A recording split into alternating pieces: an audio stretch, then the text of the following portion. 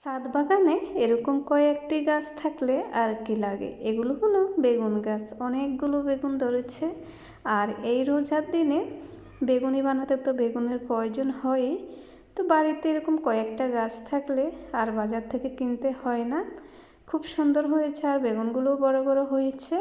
আর পেয়ারা গাছটা এখনও ছোট, ভালোভাবে যত্ন নিলে এই গাছেও পেয়ারা ধরবে। আসসালামু আলাইকুম, কেমন আছেন সবাই? আশা করি সবাই ভালো আছেন। আবারও আজকের ভিডিও নিয়ে চলে আসলাম। আজকে রান্নাবান্নার ভিডিওতে রয়েছে মূলা এবং আলু আর লেয়ার মুরগির মাংস একসাথে রান্না করব। তার জন্য আমি এখানে মশলাগুলো পিষে নিচ্ছি। এখানে আদা, রসুন এবং কাঁচামরিচ আরও দিয়েছি পেঁয়াজ, সব কিছু একসঙ্গে পেস্ট করে নেব। আলু কেটে নিলাম, আরও কেটে নিলাম মূলা।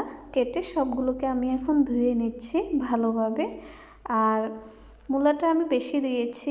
মুরগির মাংস দিয়ে মূলা রান্না করলে অনেক ভালো লাগে। আমি মূলা মাছ দিয়ে রান্না করলে খাই না, কিন্তু মাংস দিয়ে রান্না করলে খেতে আমার কাছে অনেক ভালো লাগে। আর এখানে মাংসগুলোকে আমি ভালোভাবে ধুয়ে নিচ্ছি।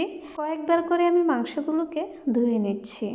লেয়ার মুরগির মাংস অনেক শক্ত, এই মাংসগুলো অনেক বেশি সময় ধরে কষাতে হয়। তো এখানে আলু, মূলা, মাংস একসঙ্গে আমি ধুয়ে নিয়েছি।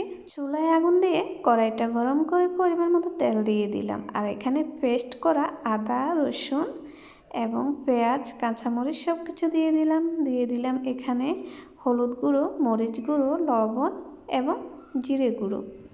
সব কিছু দিয়ে আমি ভালোভাবে এগুলোকে কষিয়ে নিচ্ছি। যতক্ষণ না তেলগুলো উপরে না উঠে আসবে ততক্ষণ ধরেই কষিয়েছি। তো এখন তেলগুলো উপরে উঠে এসেছে, এখন ভালোভাবে কষানো হয়ে গিয়েছে। এখন মাংসগুলো দিয়ে দিলাম। মাংসগুলো দিয়ে আবারও ভালোভাবে আমি এগুলোকে কষাবো। প্রতিদিন দুপুরবেলায় সূর্যের আলো এসে আমার পাতিলের উপরে পড়ে, তাই ভিডিও করতে একটু সমস্যাই হয়, একটু সাদা সাদা হয়ে থাকে।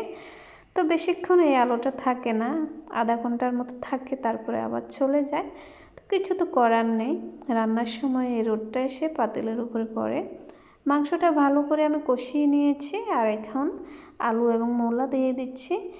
এগুলোকে দিয়ে আবারও ভালোভাবে আমি নেড়ে ছেড়ে নেব। মাংসটাকে আমি প্রথমেই ভালোভাবে কষিয়ে নিয়েছি, যেহেতু এই মাংসগুলো একটু শক্ত, তাই আলু এবং মূলা অল্প কিছুক্ষণ কষাবো। তারপরে আমি এখানে পরিমাণ মতো পানি দেব। পানি দিয়ে বেশিক্ষণ এগুলো রান্না করতে হবে না, খুব অল্প সময়ে রান্না হয়ে যাবে, যেহেতু আমি মাংসটা ভালো করে কষিয়ে নিয়েছি। তো এগুলোকে ভালোভাবে কষালাম, এখন পরিমাণ মতো পানি দিলাম। পানি দিয়ে এখন ঢেকে রান্না করে নেব। রান্না হয়ে গিয়েছে, খুব সুন্দর একটা কালার হয়েছে। এখন আমি কড়াই থেকে এগুলোকে গামলাতে ঢেলে নিচ্ছি। ভিডিওটি কেমন হয়েছে অবশ্যই জানাবেন। ভালো লাগলে সাথে থাকবেন। আল্লাহ হাফেজ।